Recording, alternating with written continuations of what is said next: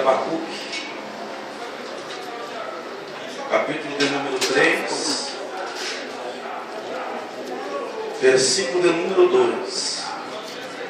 Enquanto os irmãos procuram o texto bíblico, quero eu externar os meus sentimentos de gratidão, primeiramente a Deus, por mais esta oportunidade que Ele me concede estar ministrando a sua boa e maravilhosa palavra. É com esse sentimento de gratidão que agradeço ao nosso querido bispo Marcos, esse homem de Deus, irmão e amigo, por ter sido orientado por Deus e nos ter formulado este convite para estarmos cooperando com os irmãos essa semana de bênção, semana de avivamento, que foi realizado pela igreja. Quero também louvar a Deus pela vida do pastor da igreja, o pastor Edson, Deus em Wellington, né? Deus em Cristo abençoe, pastor, pela confiança que nos concedeu, e louvar a Deus pela vida de cada um dos irmãos que aqui está. Amém. Deus em Cristo abençoe os irmãos. Amém. Louvar a Deus pela vida do jovem Nélio, que sempre me acompanha, irmãos. Hoje a minha família não pôde estar. Quero também pedir perdão pelo atraso. Hoje eu trabalhei o dia todo, liguei para o bispo Marcos, avisando para ele que iria chegar um pouquinho atrasado. Cheguei até um pouco mais atrasado do que poderia imaginar. Por isso peço perdão aos irmãos. Eu não costumo chegar atrasado, nenhum culto, até mesmo quando eu vou pregar. Mas hoje, infelizmente, não tive condições de chegar no horário. Mas peço perdão aos irmãos. Amém? Amém. Todos que encontraram o livro do profeta Abacuque, capítulo de número 3, diga amém. Amém. Diz assim o texto: ouvi, Senhor, a tua palavra e temi. Aviva, ó Senhor, a tua obra no meio dos anos. No meio dos anos a notifica. Na ira lembra-te da misericórdia. Os irmãos podem ler esse versículo, por gentileza? Ouvi, Senhor, a tua palavra. Amém. Aviva, ó Senhor, a tua palavra no meio dos anos. No meio dos anos a notifica. Na ira lembra-te da misericórdia. Amém, meus amados irmãos. Podeis tomar os vossos assentos glorificando a Deus. Aleluia. Meus irmãos, eu prometo aos irmãos ser bastante sucinto em minhas palavras. Porém, quero ser muito objetivo naquilo que Deus colocou em nosso coração para poder refletir com os irmãos nesta noite. Para isso eu preciso de toda a atenção da igreja. Eu aprendi que uma palavra vinda de Deus, ela pode mudar as nossas vidas por todos os tempos e por todo o nosso ministério. Antes de ministrar, irmãos, eu quero citar um versículo bíblico confirmando aquilo que o pastor Marcos falou. Jesus, ele expressando no Evangelho que escreve Mateus, no capítulo de número 18, no versículo de número 20, ele diz: aonde estiverem 2 ou 3 reunidos em meu nome, ali eu estarei no meio deles.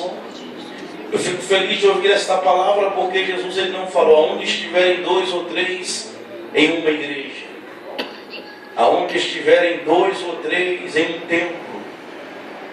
Ele falou aonde estiverem 2 ou 3 reunidos em meu nome, independente do lugar. Se nosso objetivo é estar reunido para adorar e bendizer o nome de Jesus, a presença dele está em nosso meio. E eu tenho certeza que nesta noite nós estamos reunidos aqui em um único objetivo, em um único propósito: de adorar e bendizer o nome de Jesus. Quem é que veio adorar Jesus aqui nesta noite? Aleluia! Então a presença dele já é real em nosso meio. Deus. Meus amados irmãos, eu quero refletir com os irmãos a respeito do livro do profeta Abacuque. Abacuque, meus amados irmãos, nós não sabemos praticamente nada muito sobre a vida deste profeta. O profeta Abacuque, ele é conhecido também como profeta chorão ou reclamão. Seu nome significa aquele que abraça.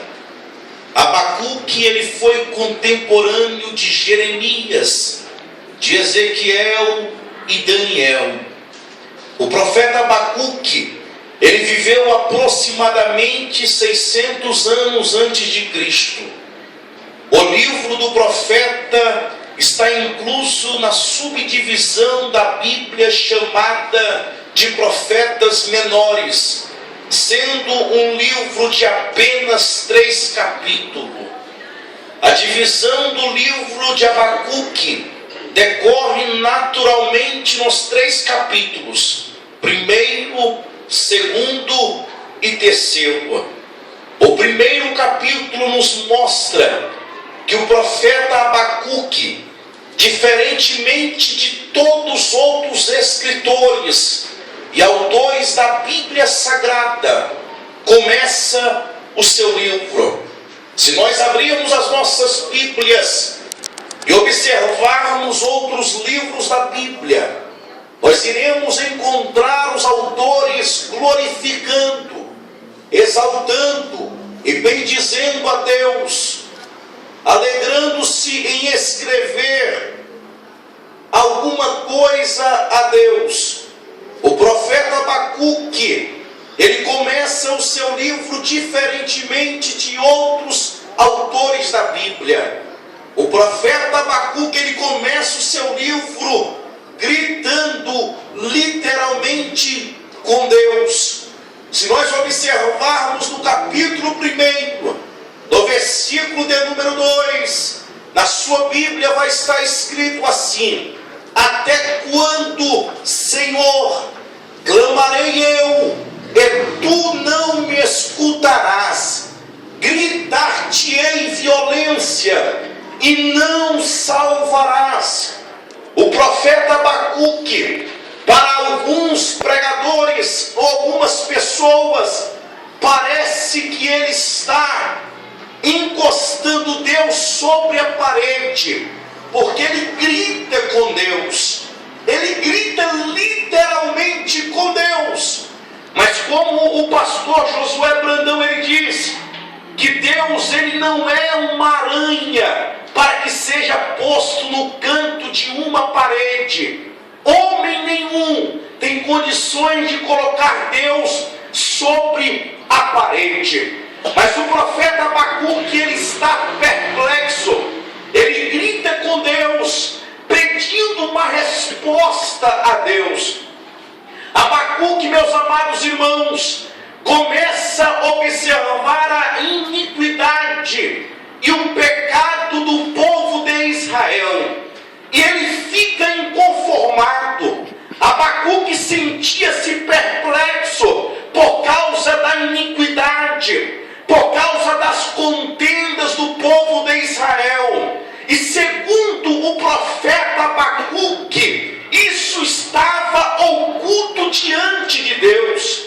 O profeta Abacuque, como todos os homens, anseiam por uma resposta. O profeta Abacuque, ele pede, ele clama a Deus por alguma resposta de Deus a respeito daquela situação. É interessante notar, meus amados irmãos, que ele pede a Deus uma resposta. Ele tem um desejo na sua alma. Mas, irmãos, será que a resposta de Deus para o profeta Abacuque seria a que ele queria receber de Deus? Até quando, meus amados irmãos, o profeta Abacuque observa a iniquidade do povo e ele começa a pedir a Deus: Senhor, até quando a iniquidade, o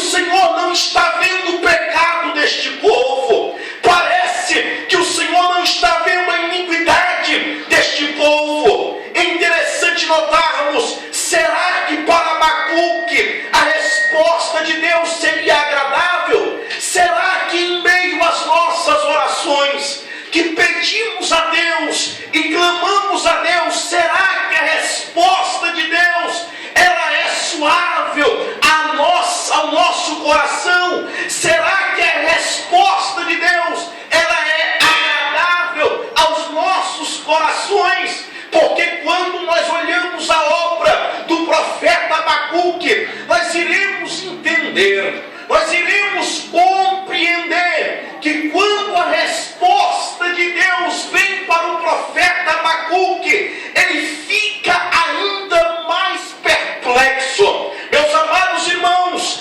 Deus ordena a Abacuque e a quem dentre o povo de Israel que aguardava uma resposta de Deus, que olhasse entre as nações para encontrarem a resposta de Deus. Meus amados irmãos, para o profeta Abacuque, como eu disse, parece que Deus não estava fazendo nada, mas para Deus estava realizando uma obra sobrenatural no meio do povo de Israel. É interessante notarmos que quando chega no versículo de número 5, Deus vai dizer para o profeta Abacuque: olha entre as nações e observa a obra que eu tenho visto. Que obra era que Deus estava realizando?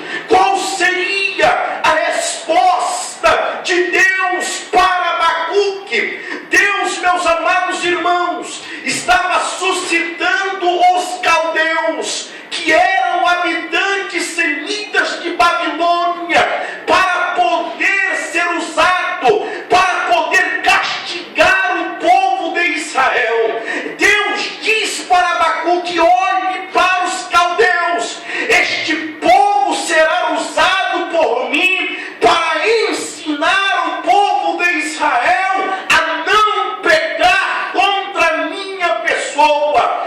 Quando o profeta Abacuque ouve a resposta de Deus, no capítulo 1, versículo 6, porque eis que suscita os caldeus, Abacuque, meus amados irmãos, ele fica cada vez mais perplexo pela forma que Deus vai trabalhar, e começam as suas indagações, e começam os seus questionamentos, começam as suas interrogações diante de Deus, e ele diz: como poderia um Deus cujos olhos são tão puros, que não suporta ver o mal, usar uma nação mais pecadora e injusta do que eles? O profeta está preocupado com o silêncio de Deus. Ele fica inconformado não com o homem, mas ele fica inconformado com Deus, dizendo: como pode o Senhor usar uma nação ímpia,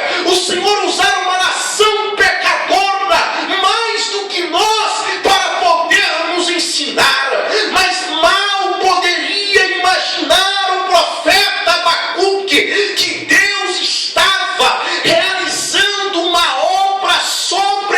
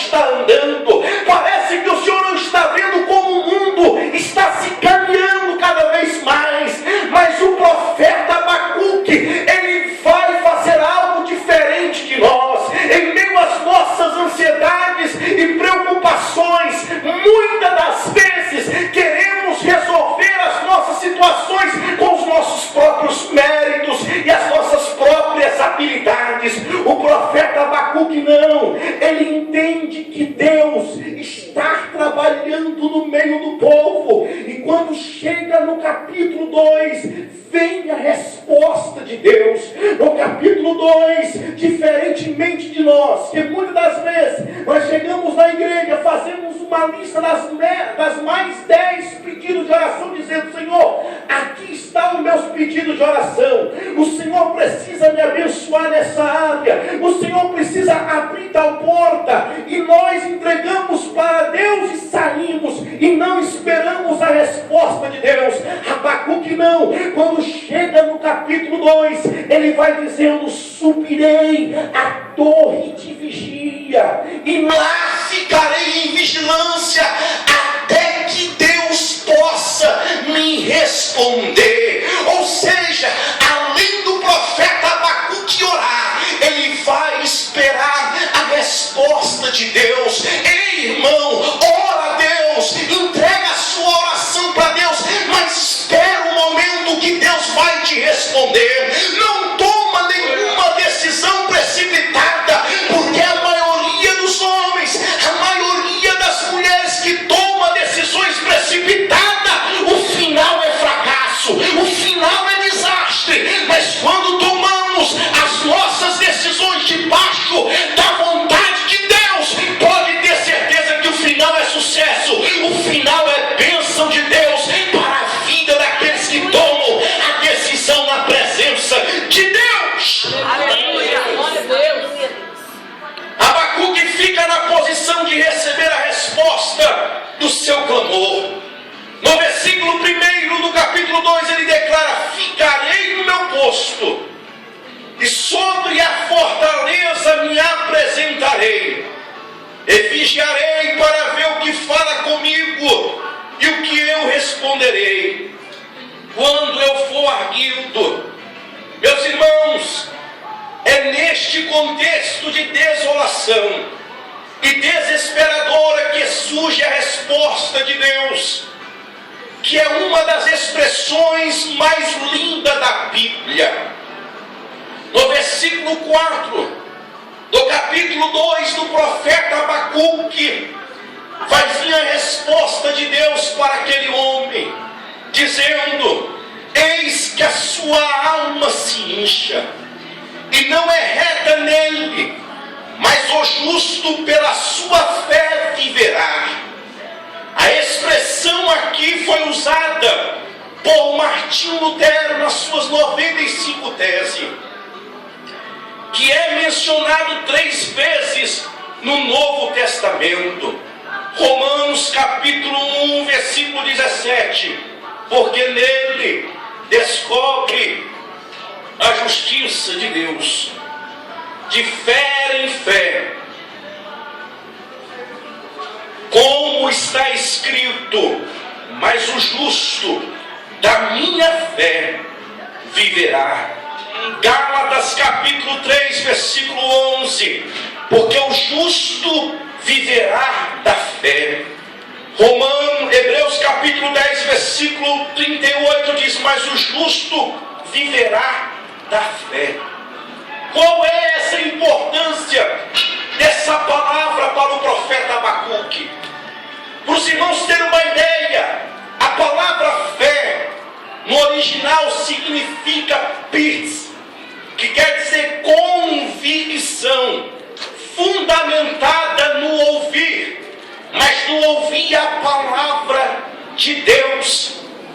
A palavra fé significa pitz, convicção, fundamentada no ouvir, mas no ouvir a palavra de Deus. Sabe o que Deus estava querendo dizer para o profeta Abacuque? Abacuque, ainda que você não esteja vendo nada, ainda que para você eu não esteja trabalhando, mas eu quero te dizer algo: tudo está sob o meu controle. Aleluia. Todas as coisas estão sob o meu controle. Amém. Fique tranquilo, descanse na minha palavra. A mesma coisa somos nós, irmãos, quando estamos passando por momentos de desolações, de destreza, de cada vez mais de coisas que atacam a nossa alma e tentam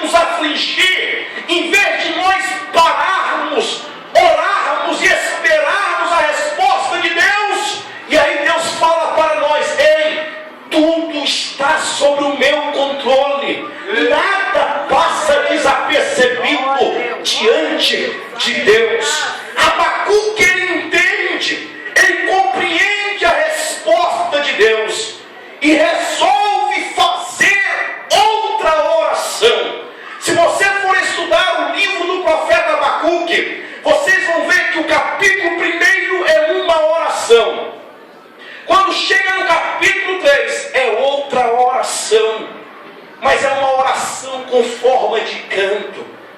Meus irmãos, quando ele fala, ouvi a tua palavra e temi. A Bíblia diz que o temor do Senhor é o princípio da sabedoria. O que gera temor dentro de nós é o conhecimento da palavra de Deus. Aleluia. Glória a Deus. Aleluia. A palavra de Deus gera temor dentro de nós. Quando ele ouve a palavra, gera temor dentro dele. Agora ele vai pedir: Senhor, aviva a sua obra. E é aqui que eu quero começar a pregar para os irmãos. Semana de avivamento. Vocês já pararam para estudar o que significa avivamento? Eu quero refletir com os irmãos a respeito de avivamento. A primeira oração no capítulo 1 de Abacuque, ele reclama, ele se queixa com Deus. Nesta oração do capítulo 3, ele transforma as suas reclamações e queixas em exaltação e adoração a Deus por aquilo que ele fez, e automaticamente ele pede a Deus um avivamento em sua obra. Meus amados irmãos, eu falo isso sem medo de errar, com toda a convicção que eu tenho. Muitas pessoas nos nossos dias atuais, muitos obreiros, muitas igrejas. Quando eu falo igreja, eu estou me referindo a uma placa denominacional que congregamos. Quando eu falo igreja, eu estou me referindo àquela igreja como pessoa que um dia decidiu entregar a sua vida a Jesus, reconhecendo Ele como o único e suficiente Salvador. Tem confundido a palavra avivamento com movimento. Avivamento não tem nada a ver com movimento. Só para título de conhecimento, a palavra viva tem o significado tornar mais vivo, excitar, despertar, animar, estimular. Estritamente falando, avivamento é algo que acontece unicamente no meio do povo de Deus. Avivamento é algo que acontece unicamente no meio do povo de Deus. Quem é o agente do avivamento? É o Espírito Santo de Deus.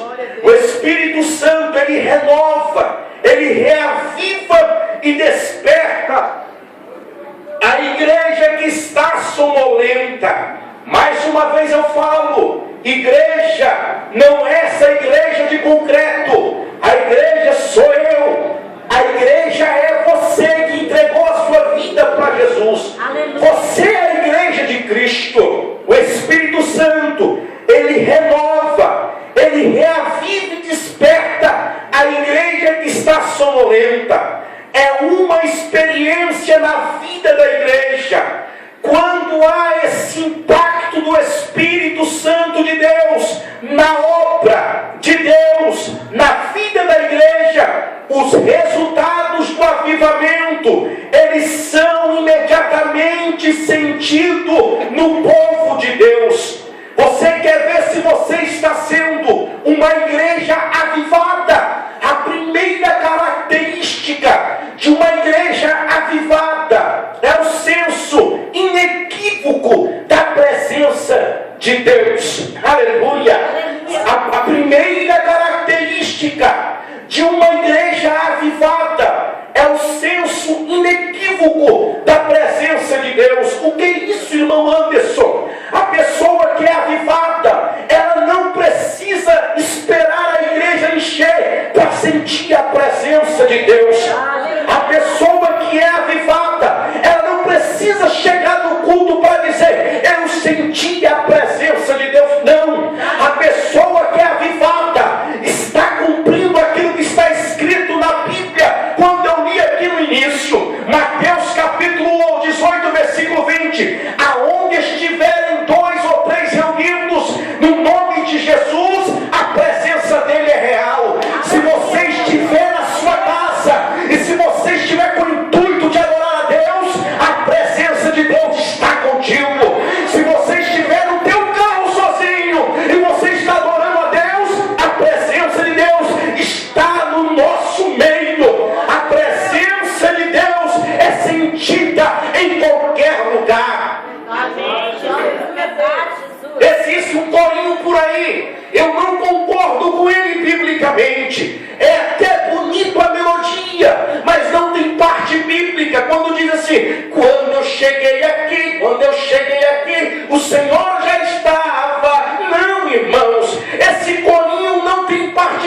bíblica, porque quando a igreja fecha as portas, só o que fica aqui é só as coisas do tempo, bateria, cadeira. Quando você chegou aqui, a presença de Deus veio dentro de você, e você juntou com os irmãos e manifestou juntos a presença de Deus. Quando você sair daqui, a presença de Deus vai junto contigo. A Bíblia diz que Deus, ele habita, não em templos feitos por mão de homens, mas em templos feitos por Ele. Aleluia! Se você entregou a sua vida para Jesus, a presença dele habita dentro de você. Você tem a presença de Deus. Você tem a presença de Deus. Eu tenho a presença de Deus aonde eu estiver. É no meu quarto, é aonde eu estiver, é no trabalho, é na escola. A presença de Deus está dentro de você. A segunda coisa, a segunda característica de uma pessoa avivada é a oração fervorosa e louvor sincero. Meus amados irmãos, estamos vivendo uma época. Eu não sou muito antigo do cristianismo, eu não sou muito antigo no evangélico, eu só tenho só 10 anos, mas eu costumo conversar com obreiros e pastores que são mais antigos, que é da época daqui, do século ainda, muitos anos atrás, 30 anos atrás. Eles diziam, e eles dizem que as pessoas, quando dobravam o seu joelho para orar, eles oravam uma, oravam duas, oravam 3, oravam 4, oravam 5 horas e não se cansava. Aleluia! Hoje, meus amados irmãos, quando dobramos os nossos joelhos para orar, não oramos nem 10 minutos sequer e já levantamos cansado, com sono. Aleluia! Uma pessoa que tem desejo de viver uma vida avivada, ela tem um desejo profundo de oração fervorosa. Quanto mais desejo de orar, mais ela ora. Ela não ora só 10 minutos, ela ora 30, ela aumenta de 30 para 1 hora. Avivamento tem que ter desejo por oração. Se nós pegarmos a história das pessoas que tiveram um grande avivamento nas suas ações, nós iremos observar eles trancados dentro de quartos, orando 8, 5 horas, 6 horas.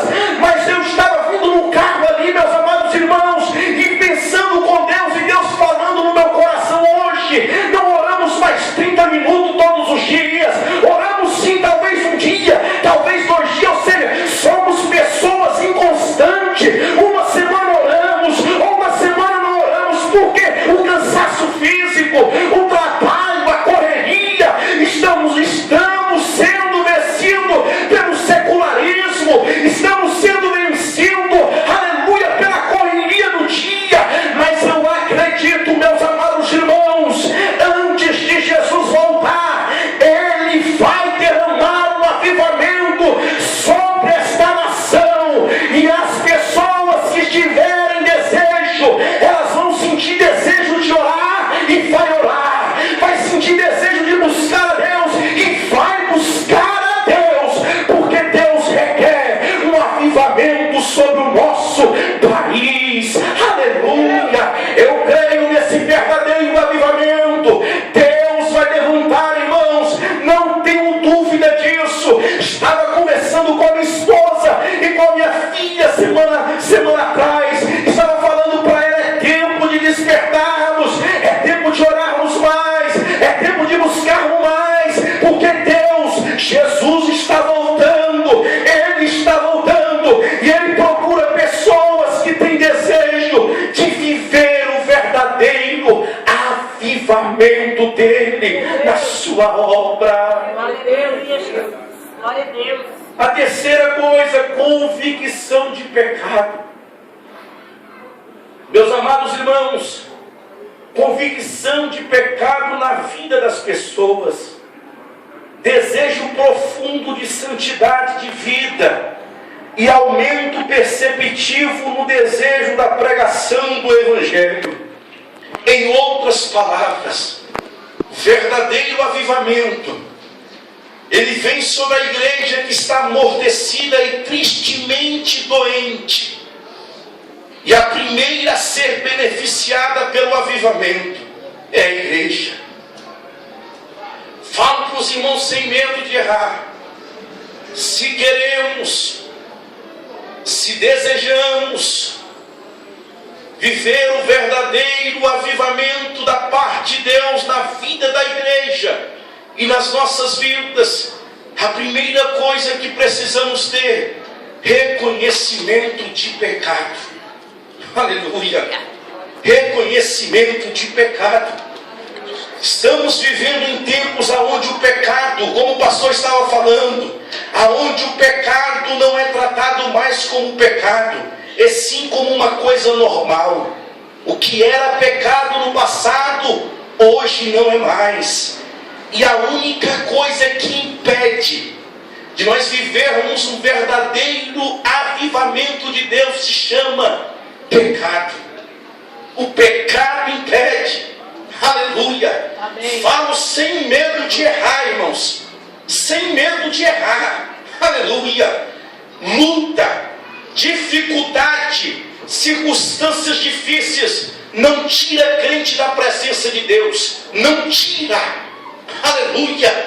Dificuldade e luta não tira crente da presença de Deus. Provo isso na Bíblia. O salmista Davi, todas as vezes que passava por luta e por dificuldade na sua vida, Deus o inspirava e dava um livramento, e ele começava a salmodiar a Deus. Quem é que não lembra do Salmo 125? Os que confiam no Senhor são como os montes de Sião, que não se abalam, mas permanecem para sempre. O salmista está vivendo uma vida de dificuldade, mas Deus deu um livramento para ele. Quem é que não se lembra do Salmo 23? O Senhor é o meu pastor, nada me faltará.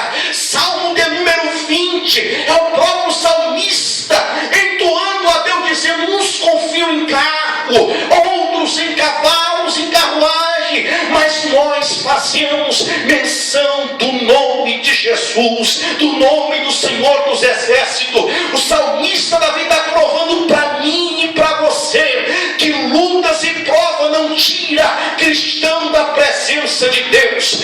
A única coisa que tira o cristão da presença de Deus é pecado. Pecado tira-nos da presença de Deus. O próprio salmista Davi vai provar isso para nós. A história diz que ele estava passeando no seu palácio, e ele encontra uma mulher chamada Betseba. Estava nua, meus amados irmãos, tomando banho, e ele olha para aquela mulher e se apaixona por aquela mulher, é atraído pelos seus próprios olhos. A história bíblica diz que ele arquiteta e projeta a morte do seu esposo para poder ficar com Betseba, ou seja, vivendo uma vida na área da prática do pecado. E Davi, meus amados irmãos, estava cego espiritualmente. Como pode um homem que foi conhecido como segundo o coração de Deus, cego espiritualmente, preste a cair em pecado? A Bíblia diz que Deus usa um homem, profeta chamado Natã. Natã vai até o rei e diz, conta uma história, conta uma parábola para este rei, que é o rei Davi, e diz para ele que este homem deve morrer. Eu costumo dizer nessa pregação, meus amados irmãos, que eu vejo Natã, obediente a Deus e obediente ao rei, chegando no seu palácio dizendo: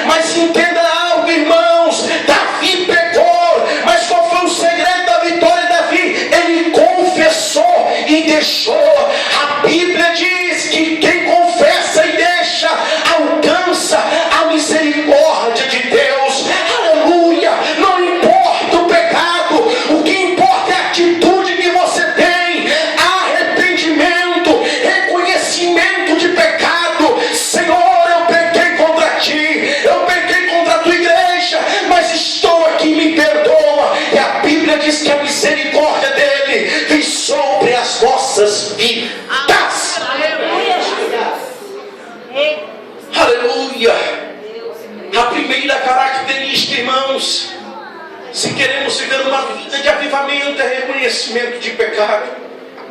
A Bíblia diz, irmãos, que Davi ele reconhece o seu pecado e começa a viver uma nova vida. Irmãos, a segunda carta do apóstolo Paulo aos Coríntios, capítulo 5, versículo 17, diz que aqueles que estão em Cristo, nova criatura é. As coisas velhas se passaram, eis que tudo se fez novo. Aleluia, Deus. Avivamento que não tem reconhecimento de pecado, isso não é avivamento, é movimento. Falo isso sem medo de errar, irmãos, porque a palavra de Deus, ela vem para nos confrontar. Deus, ele está procurando pessoas que sejam verdadeiros adoradores, mas também Deus está procurando pessoas que sejam melhores cristãos diante dele. Eu venho nesta noite dizer que Deus não vai levantar pregador, Deus não vai levantar levita nesta noite, mas Ele vai levantar mulheres melhores. Amém, Deus. Vai levantar esposo melhor, vai levantar filhos melhores e cidadão melhor. Glória a Deus. Aleluia, aleluia. Deus. Outro exemplo, irmãos, que podemos, e se desejamos verdadeiramente viver uma vida de avivamento, é termos um verdadeiro arrependimento. Irmãos, estamos vivendo uma época onde as pessoas não têm tido mais arrependimento, estão tendo remorso. O que é remorso? Remorso, a pessoa chora, a pessoa até confessa, mas no outro dia está fazendo a mesma coisa que fazia antes. A palavra arrependimento significa mudança de atitude. Amém, Deus. Mudança de comportamento. A Bíblia diz: se eu mentir, eu não minto mais. Se eu roubava, eu não roubo mais. Se eu me prostituía, eu não me prostituo mais. Como eu quero viver uma vida de avivamento se eu não tenho um verdadeiro arrependimento? Eu falei alguns anos atrás, e cheguei para minha esposa dentro do meu lar, pregando a palavra. Minha esposa glorificava a Deus e tudo, mas quando chegava em casa, ela olhava para mim e falava: você prega uma coisa na igreja, que em casa você vive outra. E isso, meus amados irmãos, bateu dentro de mim. E eu falei: Senhor, se for para mim viver assim, eu não quero mais. Eu entrego a minha carteira de obreiro, entrego o cargo, entrego tudo, desço para ser membro. Mas eu prefiro ser membro praticando aquilo que estou aprendendo, do que ser um pregador e pregar aquilo que não vive. Amém, Deus. Aleluia. Fiz uma reunião dentro de casa, peguei a Bíblia, abri na carta de Tiago, capítulo 1, reuni a minha esposa, as minhas duas filhas e disse: me perdoa, porque eu não sou um esposo ainda que desejam que sejam. E lendo a carta de Tiago, falei para eles assim: olha, eu estou vivendo uma falsa espiritualidade. Eu quero pedir perdão para vocês. E a partir de hoje eu quero mudança. Eu quero decisão dentro da minha vida.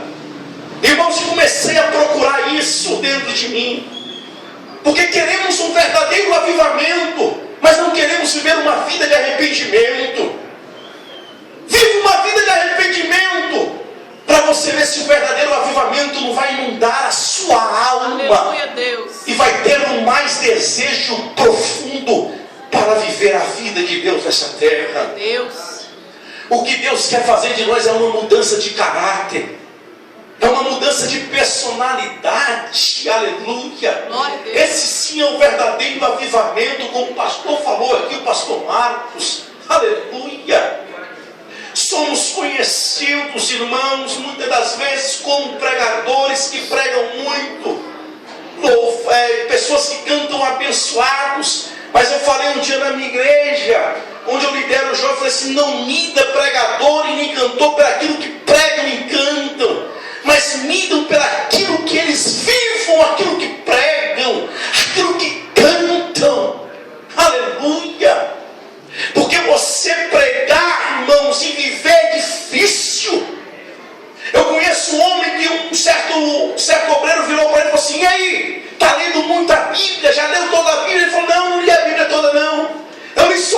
versículo. Estou primeiro tentando viver o primeiro versículo que eu li. Quando eu começar a viver e praticar ele, eu pulo para o outro. Porque tem muitas pessoas que se gabam dizendo que a Bíblia de Gênesis, Apocalipse, mas não praticam um tio daquilo que leu. Irmãos, é sério o que eu estou dizendo para os irmãos. Amém, Deus. É verdade. Deus requer um compromisso com nós. Aleluia. Uma responsabilidade. Aleluia. Arrependimento, irmãos. Isso deve ser vivido por nós. Quando temos um reconhecimento de pecado, quando temos um arrependimento, aí sim vivemos um verdadeiro avivamento. Eu confesso para os irmãos, avivamento que não tem confissão e reconhecimento de pecados, isso não é avivamento. Antigamente, os pastores aqui devem lembrar, que são mais antigos do que eu. Antigamente, na igreja, as pessoas corriam para o gabinete: pastor, eu quero me confessar. Fez isso. Hoje em dia, as pessoas têm vivido uma vida de pecado ocultos, dentro das suas casas. Pecados que ninguém sabe, somente Deus. Mas há de ser revelado. Aleluia. Porque não existe pecado que fique encoberto diante de Deus. Sabe por quê? Porque Deus quer levantar pessoas que vivam um verdadeiro avivamento. Avivamento que não tem um arrependimento não é um avivamento. Avivamento que não tem uma mudança de vida, isso não é avivamento. Avivamento que não tem santidade não é avivamento. Avivamento que não tem desejo de pregar o Evangelho não é avivamento. Amém. Irmãos, eu fico perplexo. Já estou encerrando.